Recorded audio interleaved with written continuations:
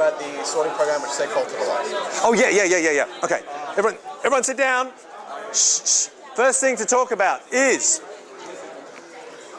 someone just reminded me, the testing, the seg fault. Seg faulted, and we freaked out completely because, as you probably know, last week when we released the sorts, we released the sorts accidentally. Do you remember that? And people were able to get the binary and decompile it. So we had to rewrite the whole thing. So Glenn and I spent a very unpleasant and long weekend rewriting and re-implementing 20 different sorts in completely different ways to they'd previously been implemented, though they were still the same sort. And did all sorts of things we could so that, in theory, anyone that had got the previous one was not advantaged. We put so much time and effort into it. We're up late all the time. We're not getting any sleep, and our families weren't seeing us. And Glenn was going nuts because every time he looked at me, I wasn't writing sort functions. What was I doing? I was singing this song. It's so catchy. But what else was I doing? I was playing COD. I don't know this game. I am so unhip that my pants fall down. So, no, what was I doing seriously? What was I doing? I was writing tests. And all the time he was implementing these sorts, I was going, oh, hang on, I'm just going to write another test. And I was thinking, Richard is wasting our time. Because I agree normally we should write tests. Normally it's really important to write tests, and I agree that's accepted practice. And normally we should write really nice, neat code. And normally we should comply with the style guide. But this is a special situation, because we're in a rush. And as you probably already have the feeling now, having done computing for a while, that never normally arises when you're writing a program. But all I was doing was writing test cases. But then when we got to the end, and I did write one or two sorts, and we ran a huge battery of tests I'd written, we found so many bugs and errors, and I was thinking, yeah. Glenn did all the work, I get all the glory. And then we released it. And then the next day, someone said, it's a seg fault. And I'm going, my tests were wrong. I didn't find a seg fault, and the student found it straight away. How can that be? And then every student I met said, hi, Richard, I got a seg fault. And I didn't even try, I got a seg fault. I went, just first thing I tried, got a seg fault. And I'm going, what? Oh, I wrote the world's crappiest test. And then I just said, thank you, beta tester. No. And then I contacted Glenn. I said, Glenn, what's going on? Everyone's getting these seg faults. Can you just somehow, because he had taken the final piece of code and put it all together and done something. Can you send me the final code? I just need to double check everything. I'm running everything in mine, it's all fine. I can't reproduce the mistakes people are getting. And there's this sort of pause. And Glenn said, oh, do you remember just as we released it, we said we'd change that one little thing? And he just had to change one line. That changed that one line. He'd left an ampersand out or he'd done something. And it was an error. But this is the very funny part. Of course it compiles. The adversary's out to get you. He said to himself, I've just changed one line. There's no point in running the test suite again. So I'll just release it. I thought, oh, yes. This is the best example to tell the students. Because, and it doesn't matter who introduced the error. I mean, he is a much better programmer than me. I could have introduced the error. The important thing to notice is we always run the bloody test. Because when he made a small change, he thought, what did he think? What difference can it make? No, he didn't think what difference can it make. He thought, it's going to work. I can see what I've done. It's right. I'm a smart guy. He is a smart guy. It's going to work. I can look at this. It's working. Doesn't even need to be tested. It's right. I'm going to test it just by looking at it and run some mental case. Oh, I passed them. Because we have this frame of mind that it's impossible when we do anything to see. So, can you see? This is what, I was dancing. And then, of course, to add insult to injury, he then found a bug that I'd put in the code, so we all were equal after that. Okay, so that was the reason it was all seg faulting, and it's silently fixed behind the scenes now, and hopefully no one's got seg faults anymore. It's only affecting a small number of students. Okay, so we've written our test cases, and now before we actually start testing something, I want to talk about another problem, and then in solving the other problem we can test it. This other problem will help us write our is balanced. Because off the top of your head, I'm hoping you're seeing is balanced is not a trivial function to write. It would be trivial if we were only interested in balancing brackets, just trying to get some light, it would be trivial if we were only interested in balancing brackets and we only had one type of bracket. That wouldn't be too bad, would it? As you scan along the list, you could just count how many open brackets you've seen. Whenever you see a closed bracket, subtract 1 off that count and make sure that count never falls negative and it ends up being 0 at the very end. Yep, that would be just a one-pass test across. And if you've got 3 types of brackets, you could just keep 3 counts, 1 for each type of bracket, add 1 when you see an opening, subtract 1 when you see a closing for each type, make sure it never goes negative, make sure they're all 0 at the end. But what won't that detect? Yeah, this one.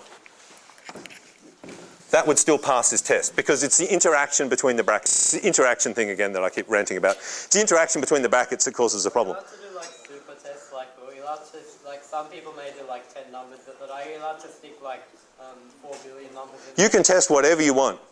Your testing is completely up to you. Just don't consume all the CPU resources the university has. But other than that, go for it. Yeah, test away. I love tests. They're good. Tests make me happy and smile. Whenever you do a test, a fairy is resurrected. We had fairies dying before. I can't remember why. Does anyone remember why? No. Doesn't matter. You're killing, so it's nature balances herself. Okay. So, don't say any more because you're distracting me because I have this really important point to make, which was, oh, just is balanced. It might be slightly tricky to write. So let's look at a technique that'll help us write it. And incidentally, along the way, help us learn this most amazing thing you've ever seen in your whole entire life. Now, in theory, you've done this already in 1917. But in practice, I think it's well worth going over again. Shh. The concept is ADTs. ADT stands for Abstract Data Type. We're now reaching the abstraction part. Remember I said the third thing in science? Blah, we did methods.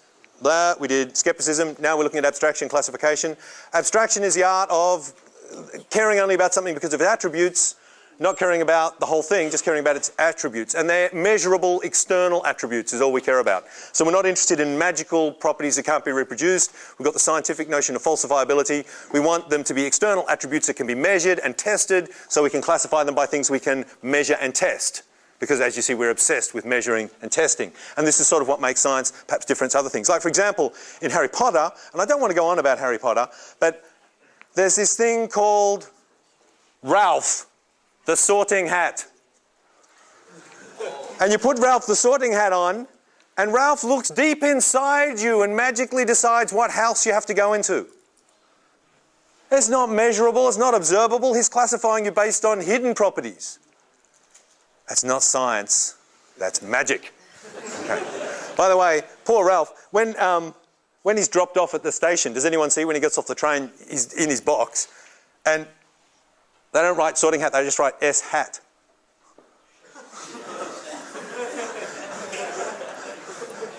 It's just, I was very distressed by that.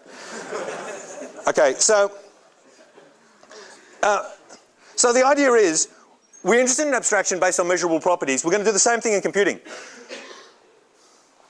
You're going to write a function to do is balanced. You're going to write a function to do is balanced, and you're going to write a function to do is balanced. Why do we classify things in science, by the way? Why do I want to not just say everything's its own individual self? Why do I like saying these things have these things in property? This is a tsetse fly, this is a tsetse fly. Why don't I give them all names? Why do I just say these are tsetse flies? What's the point of abstracting away their individuality and just looking at some properties they've got, their gene sequence or the fact that they belong to a particular phylum or whatever? Why do we do that in science? What's the point of this abstraction? What's that? Group them together. It groups them together, which lets us analyze them and say useful things. So you can generalize results. If I can prove a result about one, I can prove the result about all of them. It lets you generalize. It's a useful thing to do. The only point in classifying is when it's useful to you. Now in computing, it's going to be useful to classify functions based on their external behavior, because what are the external behaviors of your function? You as a function. Your is balanced. What are your external attributes? What can I measure about you if I was going to classify you? What you return? Based on the string I give you, so your correctness. I can measure your correctness. What else can I measure about him? How long he takes? How much memory he uses? That's probably it as far as we go now. I mean, he might make sounds or make the screen light up and all sorts of crazy side effects, but let's suppose they're the 3 properties we can measure. Now, I'm going to throw away two of those properties and classify them based on the other. I'm only going to classify them based on correctness. So you are a correct is balanced, you are a correct is balanced, and you are a correct is balanced. And from now on, I'm just viewing them abstractly as correct is balances. What's the advantage of me doing that? I'm only going to do it as useful. Turns out it's very useful. Why is it useful?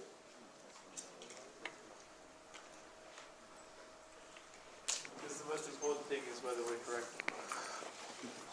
Yes. So you can use it, you don't care how we did it, but you just want to use it. Yes, I can use you without caring how you did it. And what's the advantage to me as a programmer? I can swap you around.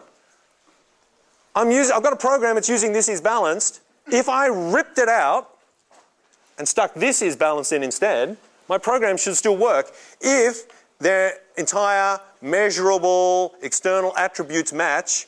Then they can be used interchangeably regardless of what's going on inside. Regardless of whether you're written in BASIC and running on this machine, and you're written in this language running on this machine, and you're written on quantum stuff running on a jellyfish. It doesn't matter.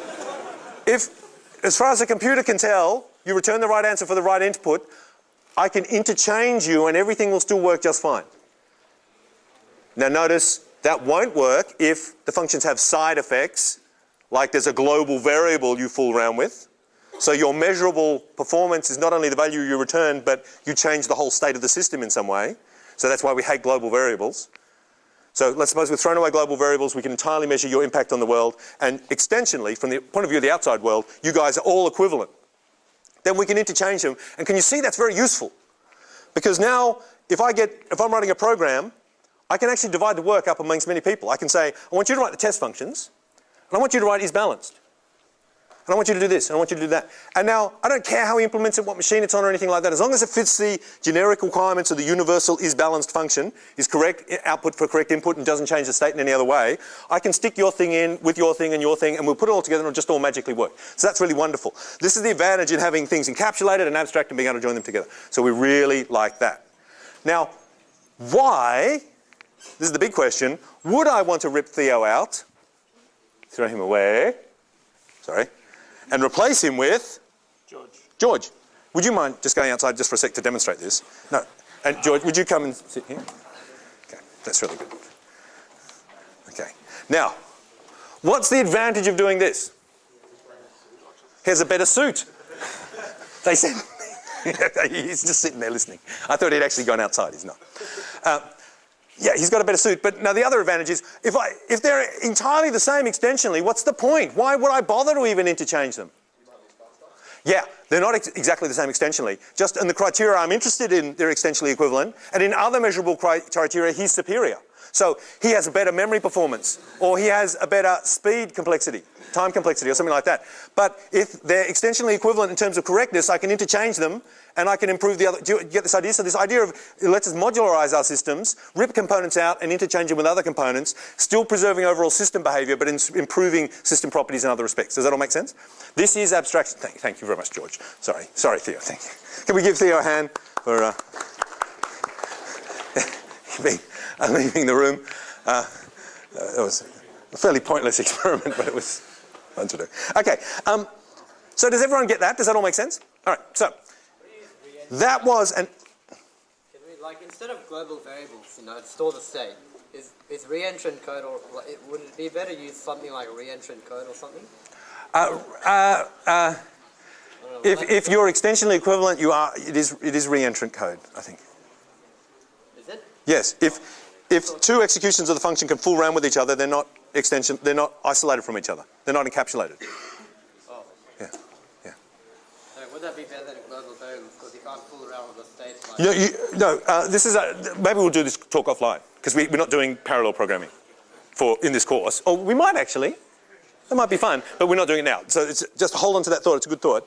But in general, we want our functions to be completely encapsulated, so the only effect they have on the outside world is through their parameter list, if they're passed in as var parameters, as pointers, or through the value they return. And that's their extensional impact on the world. Now, that's looking at functions as being abstract entities and interchangeable to each other. But we can also do the same thing with data. And it turns out in computing that data and doing stuff, data and algorithms, data type and algorithms, data concretely and functions concretely, often go hand in hand. And it's very nice to be able to do to one what we can do to the other. So we have this notion of an abstract data type. Now an abstract data type is a data type that has certain properties. And it's correct if these properties are properly looked after. And what we're going to try and do when we implement an abstract data type is come up with a data type that has the properties, and you're going to implement it, and you're going to implement it, and you're going to implement it. And you're going to write some code that needs this data type. If they are truly abstract and encapsulated from each other, then which one can you use? Either of them? Any of them, that's right. So normally, if you were thinking of your own programs, you would have to pump your own data and your own data structure into your own functions. But the idea here is you could pump anyone's data structures into your functions as long as they're abstract in the way that we're about to define. And that gives you this wonderful ability, again, like with functions, to split work up. You could implement one ADT, you could implement another type, you could implement another type. You can write a program that needs those three types, you can use those three. And if one of them's sucky for some other reason, it runs too slowly or uses too much memory, you can rip it out and replace it with another one that's extensionally equivalent to it. So the whole idea is that everything's compartmentalized, isolated from each other. What's the advantage of encapsulating and isolating things from each other? Well, if I've got 3 different data types, no, I've got 4, 5 different data types, but they're isolated from each other. They're abstract. They have no impact on the outside world.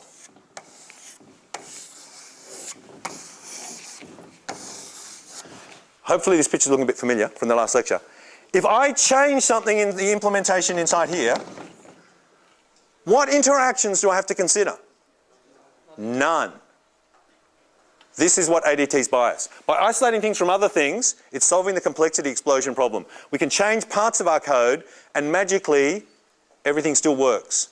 In the old days when everything was interacting with everything else and it was a big mess and we didn't have proper encapsulation, things weren't isolated from each other, enforced isolated from each other, you could change one thing and you might miraculously find something miles away, 50 miles away suddenly explodes or doesn't work, or a function somewhere over here doesn't work. Because things can interact with other things in subtle ways. Does that make sense?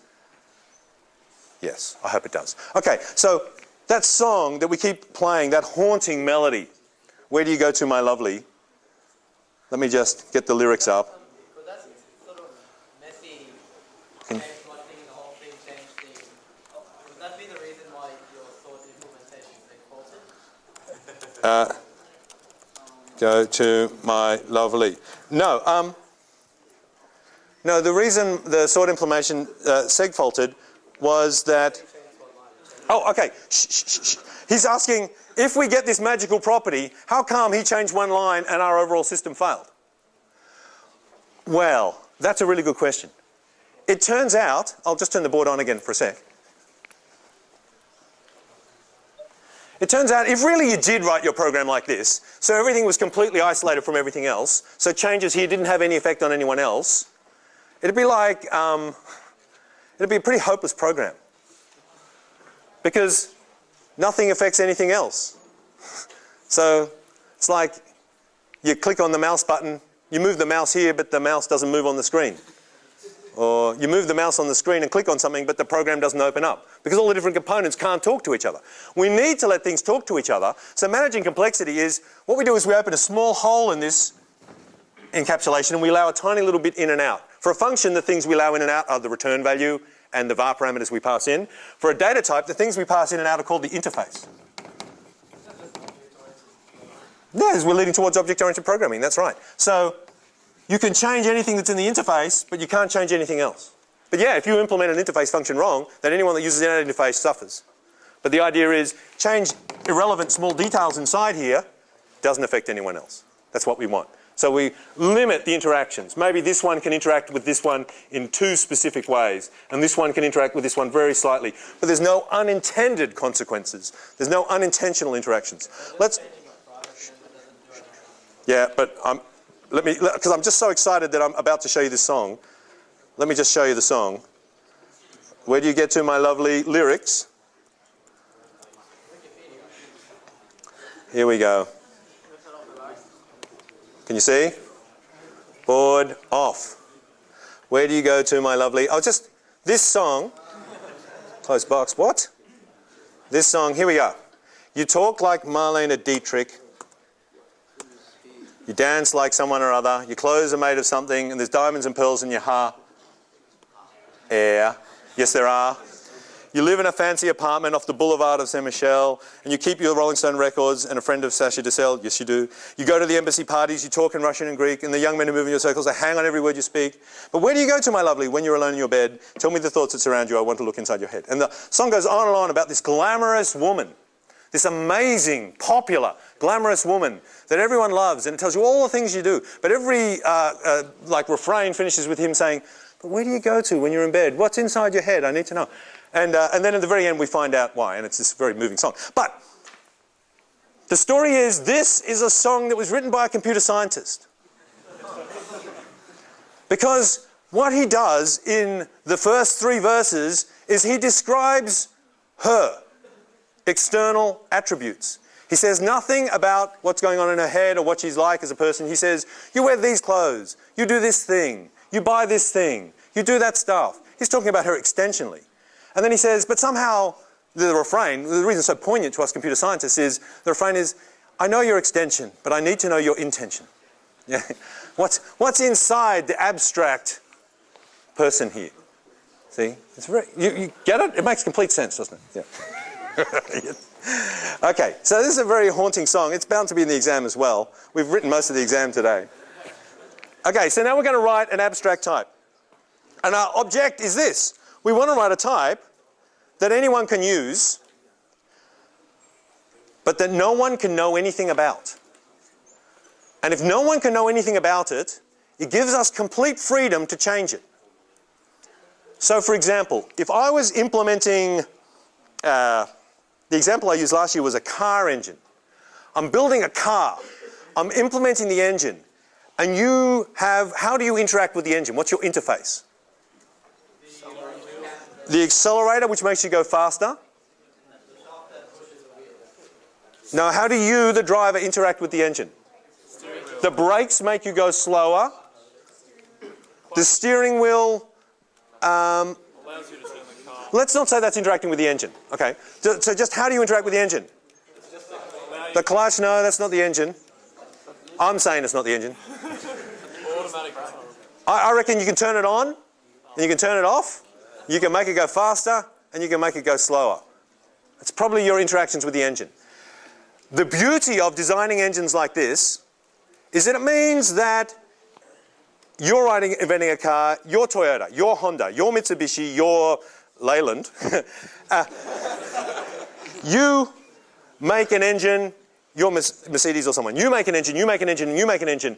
We can take anyone's engine and stick it in any car, provided the physical dimensions fit, as long as there's a connection between the go slow pedal and that makes the engine go slower, and a connection between the go fast pedal that makes the engine go faster, and a way of turning the engine on and off. We can interchange the engine because their interfaces to the driver is just these 3 things, or 4, turning it on, turning it off.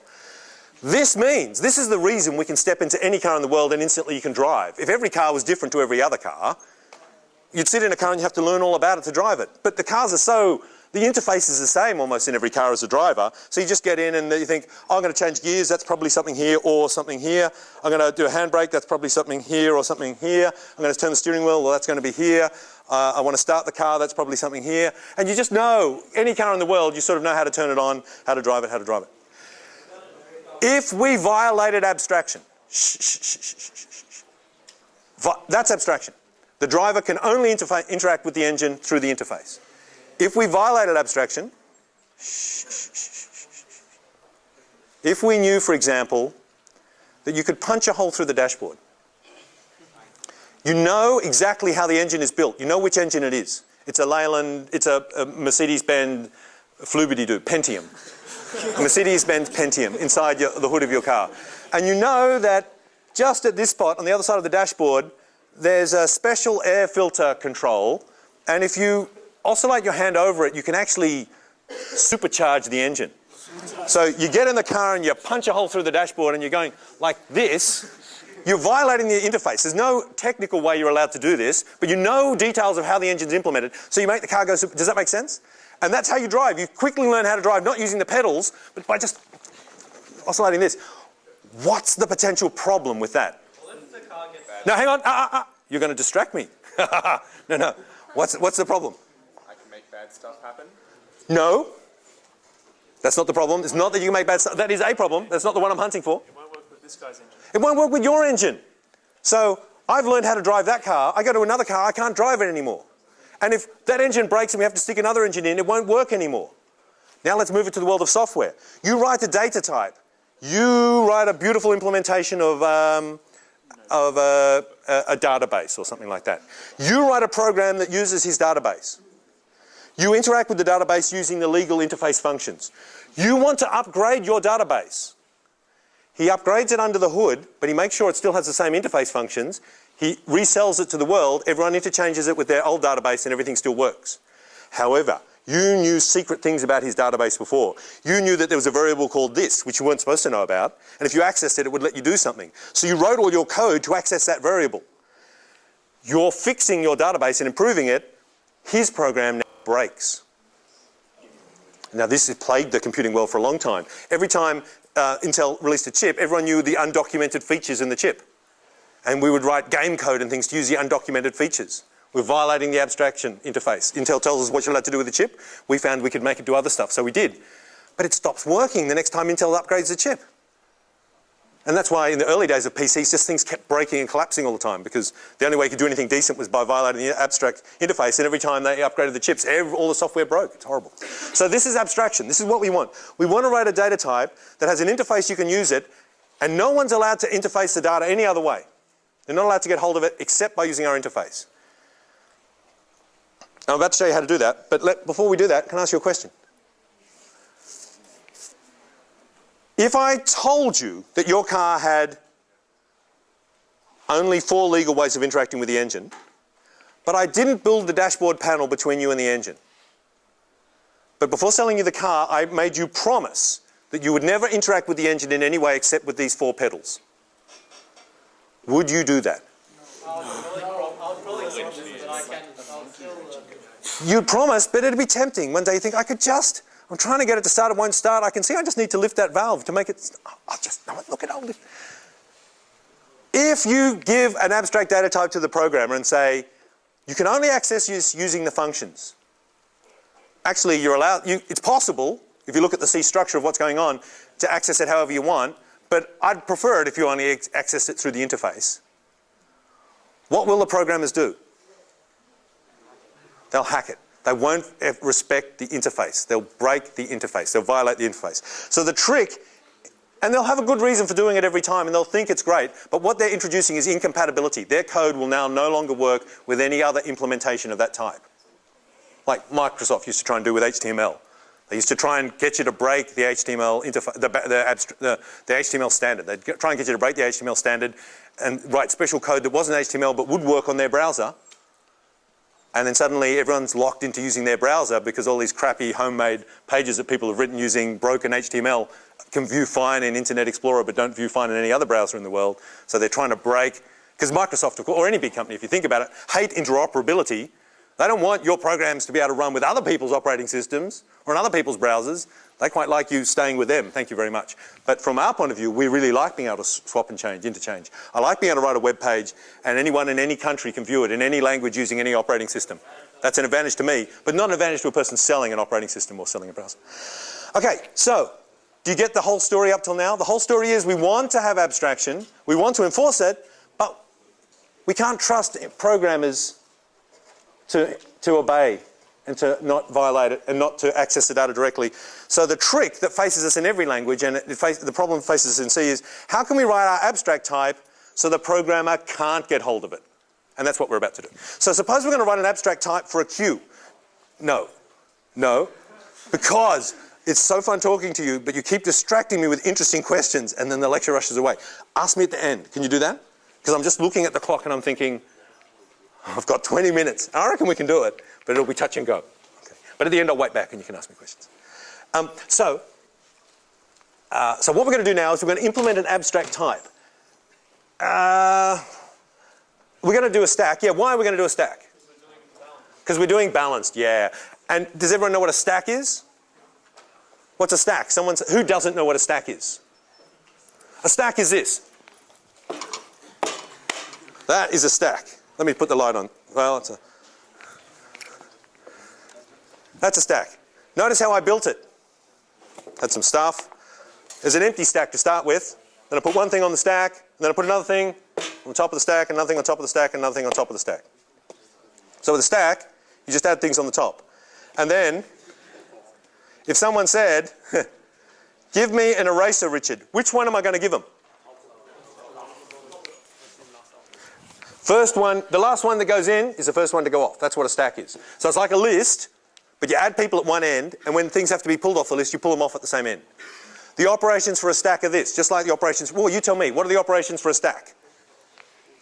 Don't tell me their jargon names, just tell me what sort of things you need to be able to do to access it. You need something to add something to a stack. Add something to a stack. Something to take something off a stack. Take it off the stack. Add it. Add it. Add it. Take it off. All right, we've got an add and a take off. What else do we need? Something that tells me how long it is? Yeah, maybe. That would be a useful thing to know. What else? Is there something else related to that? Pointed to the top of the stack. Oh yeah, well, no, taking something off the stack will give me the thing on the top of the stack, say? Oh, well, something to just read the value on the top. Okay. Something to tell me something about what's on the top of the stack without actually taking it off. Something that takes something off the top of the stack. Something that puts something onto the stack. I'm still missing two. Get rid of a stack? Oh yeah, it's C, so I'm missing three actually. You've got to get rid of a stack when you finish with it, because C, you have to look after your own memory in C. Yes? Something to tell if the stack is empty. Because otherwise, what's the first error thing you're going to do on my stack? What are you going to try and make? You're an evil person. You're going to say, all right, Richard, add an eraser, add an eraser. Why don't I put the wobbly one on the bottom? Add an eraser, add an eraser, add an eraser. And then you're going to say, oh, now take an eraser off, take an eraser off, take an eraser off, take an eraser off, take an eraser off. And then I'm going to crash because there's no more erasers. And I don't know if there's any more erasers or not. So there needs to be something to tell me if it's empty. So before I take something off, I can check if it's empty. So is the stack empty or not? Put something on the stack, take something off the stack, ask what's on the top of the stack, one more operation I need, and then we've got the whole set. This is the one we always forget. Everyone always forgets this one, but you need it. What's that? Make a stack to start off with. Remember, adding to a stack assumes we've already got a stack to add something to it. Taking off from a stack assumes we've already got a stack to take something off. Checking if it's empty assumes you've already got a stack to check if it's empty. And what was the other one? Asking what's on the top assumes A, that it's not empty, but B, that it exists. We don't have anything to make it exist yet, so we need something to make a new stack. So let's write our stack. All right, here we go. Did I already write a stack? Maybe I did. Let's have a look. No, I didn't. Okay. File. New file. A C file. We're about to implement a stack. Now, the convention we're going to follow in this course is if a type is abstract, we're going to make it abstract. In other words, by making it abstract, if I've made this stack and you really want to know the value 2 down, how are you going to be able to find it? What are you going to have to do? You can only use the functions I provide. So how would you find the second one down? You'd say take something off, which we call pop. Then you'd say, tell me the value on the top, which we'll call read, say, and then you'll say, put it back on. That's what you've got to do if you want to know the second one down. Now, you're lazy. We're all lazy. You're going to think, but I happen to know he's implemented this as an array. So I can find the second one down directly by just accessing the second element, or the first element, or an element of the array. So you might try and access it directly. Now, can you see you're violating the abstraction? You're not using the interface functions, you're just accessing the data directly. You're sticking your hand into the engine. That's going to work if it's implemented as an array, but what if I don't implement it as an array? Then C is going to explode and nothing's going to work and programs aren't going to work and everything will fail. And our idea of having things perfectly independent from each other won't work. So we're somehow going to have to enforce that you can't see how the stack is implemented. That you can only access it using these functions. We'll call it stack.c. Oh, I have already written one. Let's overwrite it. They're both gone now. All right, now stack.h. What are my functions? I've got new stack, which is going to return a stack.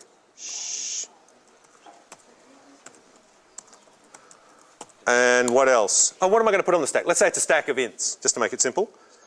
What else did I need? What other functions? Add to the stack. So we're going to call that a push. What does it return after I've pushed it on? Returns the new stack. Oh, okay. I don't really want to do that. I'm not going to return anything because I'm just going to actually change the stack itself. I'll pass it in as a parameter and that will alter the stack directly. Yeah. Nodding, shaking, people screwing faces up. Just think about it. Hopefully it will all become clear. You could do it the other way, but it's harder to make it abstract if you do that. So we're going to push, what are we going to push onto the stack?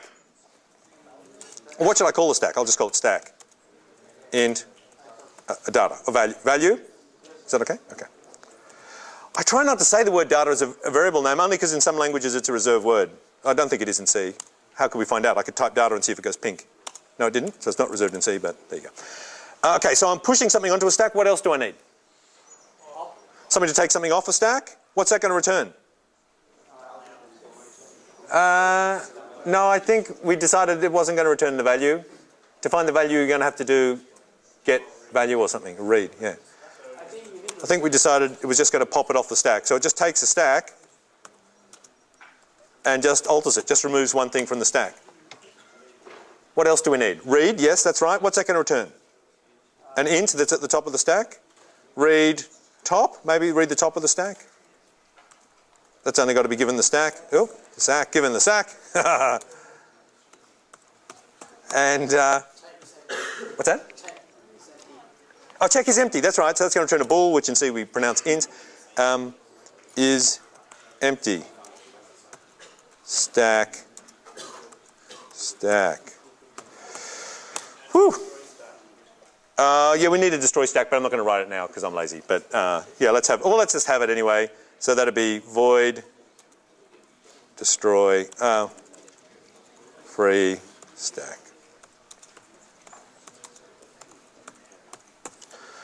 Okay, there are interface functions for the stack. So these are the ways we're allowed to access the stack. And the stack itself has to remain a secret.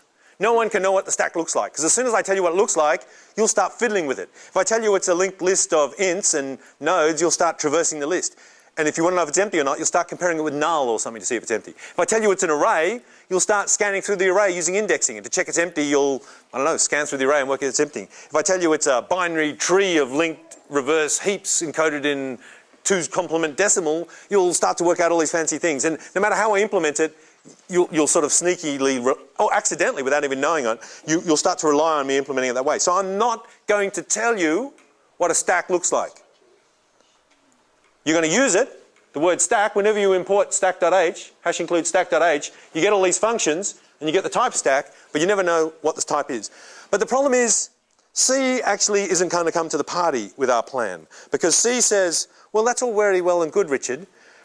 You're telling me there's a variable called stack, and you're telling me that no one can use it, and you're telling me that your functions use it, and you're telling me that people can use your functions, so people need to have a variable of type stack, but I don't know what the word stack means because you're not telling me what it means. Tell me what it means. Tell me what it means. And I go, no, I can't tell you what it means, see? I'd like to tell you, but as soon as I tell you, all the other programmers will find out and they'll use it. And I don't want them to use it. I want them not to know. They have to use my functions if they want to use it. And C says, well, it's a standoff then, because I'm not compiling. And how often does it come down to that? So what we do is we placate C. We say, oh, I'll tell you what type it is, C. I promise. A stack, oh, that's simple. That's just a type def to a struct called stack. Yeah, so stack, the word stack, that's just simply a pointer to a struct. And C goes, oh, it's a pointer to a struct. Woohoo, I'm happy. I know what it is. I know how to pass it around because a pointer to anything is just 32 bits or whatever on your machine. So I know all the information I need to know now to compile it and pass it and use it and check it. I know everything I need to know. But what haven't we told C? What the struct is. So the programmers can look at this and go, woohoo, I'm going to look at the innards of what's going on and I'll know what a stack is and I'll be able to rip it off. And they'll go, a stack is a pointer to a struct. Cool. I can just dereference it with the arrow. And what does a struct look like so I can get to all its bits? Oh, it doesn't say. And this is how we enforce the abstraction in C. You can still get around as a programmer, you just got to do a bit more work. So this is our .h file. Let's just check if it compiles. Is C going to be happy to compile even though it hasn't seen the struct yet? Yeah, it did. It's happy. All right, now let's, C's nice like that. It lets you forward reference structs that haven't been defined yet. So let's have a look at our, let's just copy all of this into the new one so we can implement it.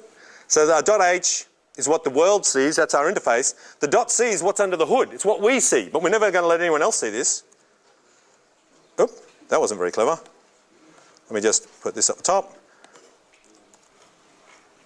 So we don't need that anymore. It was just to remind me what it is. So I better define what struct stacked is. So I'll go type def. Now, this is a convention we just mindlessly follow in this course. I've already started following this convention, and I just realised I've not explained it to you, and it's slightly confusing. Whenever we have an abstract type, we start it with a capital letter.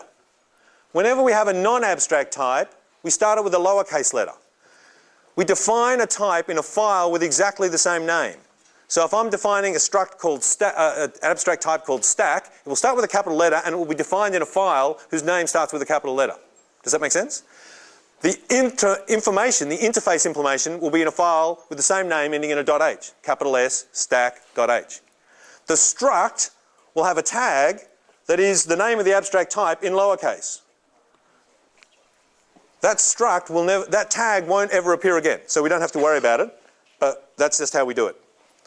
So now the word stack means two different things. It both means the pointer to a type and, it means the word stack means a pointer to a struct, and it also means the tag we associate with the struct. And the only way we can disambiguate those two is a case. Does that make sense? It's just a convention we're following, because this word here is sort of irrelevant, so we make it the same as the ADT word, so we just know what word to stick in there. Now I'm about to type def struct stack. This is going to be what the ADT will be. Whenever I pass around it's a pointer, whenever I pass around a stack, I'm passing around a pointer to one of these. And I'm going to call that a stack. So the word stack just appears stacks of times. Look, it's the name of the ADT, it's the name of the file the ADT's in, it's the tag for the struct, and it's what the struct is type def to. The outside world only ever uses the uppercase letter version. Yeah? They use the pointer to this mystery type. Only in this file here, only in stack.c, are we allowed to see what the type def is.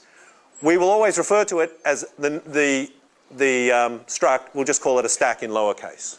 Does that make sense? And a pointer to a stack in lowercase is a stack in uppercase. Is that cool? Yes? If you put the struct into the .c, wouldn't we can see? Yes, if you wrote this type def in the .c, we'd be doomed. Yes, so don't do that. You mean a user of the ADT? Is that what you're saying? Yeah. You don't know if you're saying that? No. You say that you want to hide, you don't want to... I'm hiding this. I'm hiding. We'll actually type it here. We can see it. And this file can see it. But none of the files that use stacks are allowed to know how a stack is implemented. So we're building the car. We're allowed to know what engine goes inside it. But the drivers, the people that use the car, they can never do it. We're writing the database. We're allowed to know how we implement the database. But your program that uses my database, it can't know the innards of my database. Yep. Yes? What if you had a couple of C files that both needed to know the info in stack.h? Would you have the struct stack in both of those C files? All the files that use the stack need to know this information in stack.h. So all files that use stacks will import #include stack.h. But none of them will ever see the struct. I mean, suppose your ADT has two C files. Oh, suppose your ADT gets really big. Well, you're going to have to manage that in some way. Yeah. Maybe you have a sub.h file or something like that. But would you do the type that struct stack and redefine it in both of those? No. Only do things once. But then wouldn't it appear in the .h? Well, then you'd have to create another .h. Then you have one .h for both. You can have as many .h files as you want. Look, didn't you see in the program I wrote before, I #included 1,000,000 .h files. When you #include something, it just writes it in. So this information that has to be shared amongst all people that have to know it, if it needs to be known in more than one file, then put it in a .h file and share that .h file amongst all people. C doesn't mind if you repeat this in all files or #included in all files that need it, but it vitally does care that everyone sees the same definition. So the safest way of doing that is with a .h. So yeah, if this information is needed by multiple files, because your implementation of the ADT is so huge, it spawns over multiple files, then yeah, #included in all those files. But don't put it in this one, because this is what's #included by client files that are using it but not allowed to know about it. It's like, I'm going back to this straining car analogy. No one that drives the car can know what engine is in the car. We actually bolt the hood down so no one can lift it up. They can't look, can't see. We sell the cars. But our business is so big, we actually take 5 factories to build the engine. So every one of those 5 factories needs to know the details of the engine. So they get the special manual that tells you about the engine. But everyone that gets the car, once it's left the factories, gets the manual with the bits raised out that don't tell you how the engine looks. So they don't know. That all makes sense. You're nodding. You got it. Okay.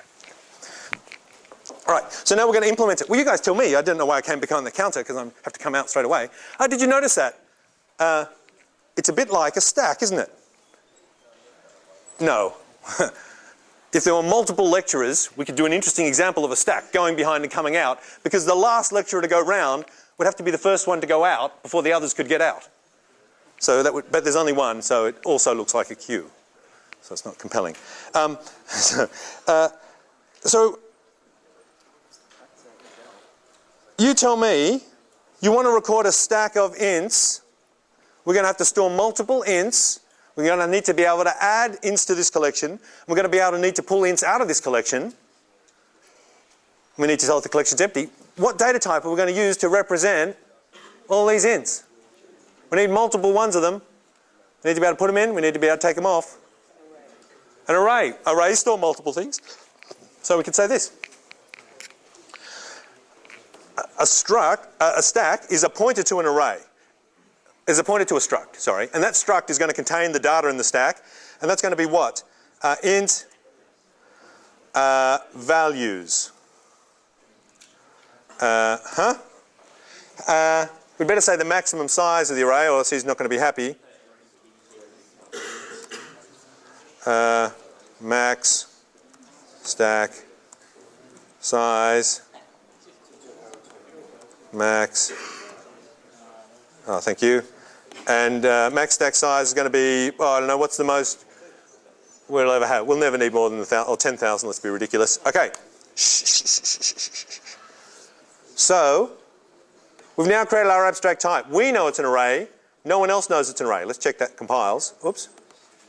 Just make all the functions hopeless.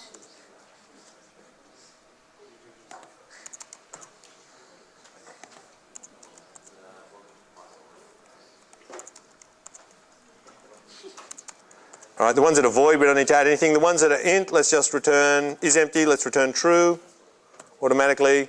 Read the top. Let's return 42. That's what our function always returns. Pop. That's going to adjust the stack. It doesn't have to do anything. Let's just pretend we pop off the stack. Push has to add something on. Let's just pretend we push something on. New stack has to return a new stack. Oh, okay. So we'll have to actually make a new stack. Let's just check that it's happy with the types. It's not happy that this isn't returning a new stack, but it's happy with everything else. Okay.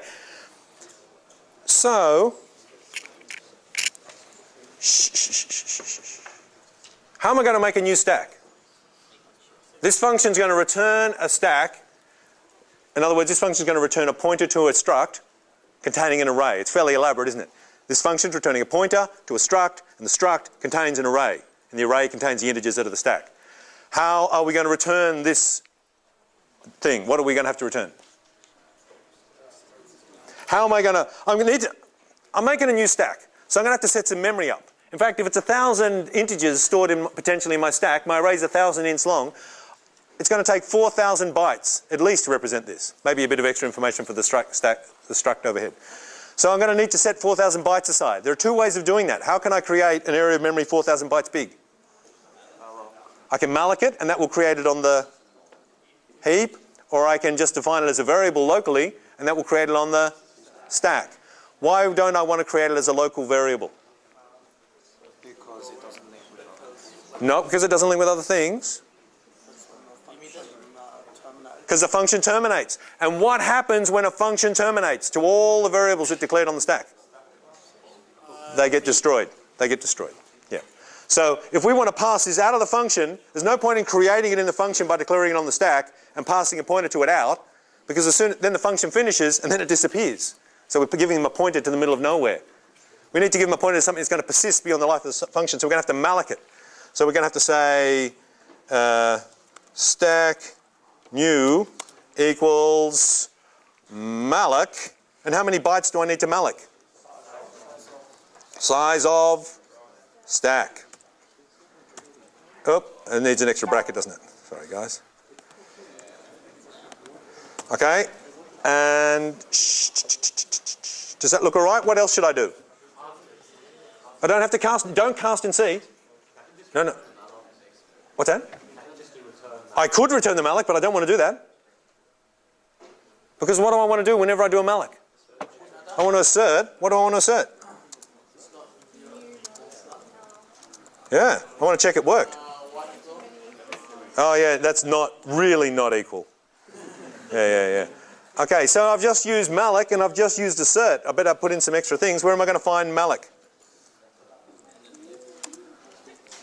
stdlib.h. Where am I going to find assert? Assert.h. Where am I going to find, did I just say true? Yeah. Better hash define that.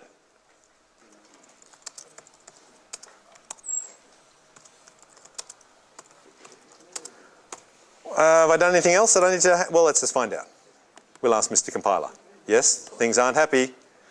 Oh, let's make it big. Control reads the end. Oh, I forgot to return it. I made it. I went all that trouble to make it. Do you ever do that? You have someone over for dinner and you make this gorgeous dessert. And then they've gone home and you realise that the whole dessert's still there and you didn't give it to them. It's a real tragedy. Yeah, that's the saddest thing. That's what we've just done here. So let's make sure we actually return the fruits of our labours. We don't let it go to waste. All right, anything else?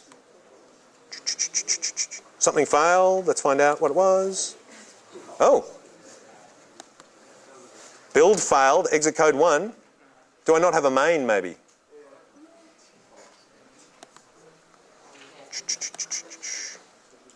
There's a main.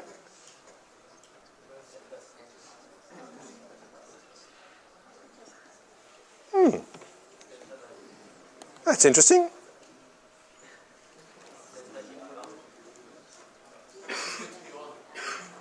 Just continue on. No, build fail's a fairly serious error. What is it? What's missing? std.io. I don't use std.io. Where is it? Oh, thank you very much. New stack, duplicate symbol. Oh, I had some old files. I thought I replaced them. Let's just close this down and open it up again. Remember at the beginning I found, I couldn't see the files, but then when I created this new one, it said, oh, it already exists there.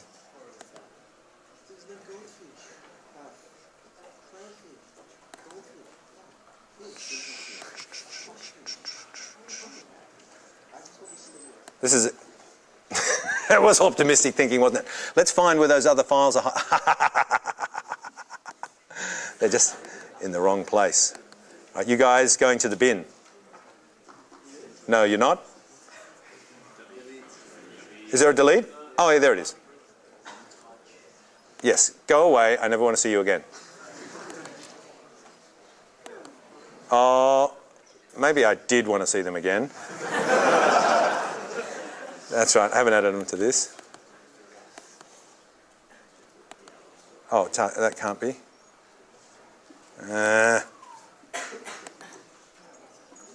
This is very strange. Does anyone have a clue? Micropause, disappear. Taskbar, disappear. Error, disappear. Ah, here we are. What's this? Stack.c, no such file or directory. It's not finding stack. Did I put it in the... There's a way of telling it's in task 4, week 4. It's lowercase s? There's no lowercase s. Richard's going mad. He's taking crazy pills. Open it up. It's open, isn't it? Did I just... Oh, I just deleted it. Oh, that wasn't good. It's very confusing. Don't ever get a Mac.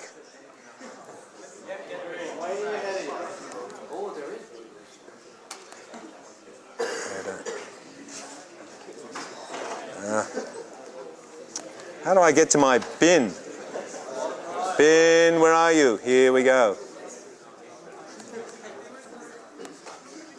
Does anyone know how to undelete things?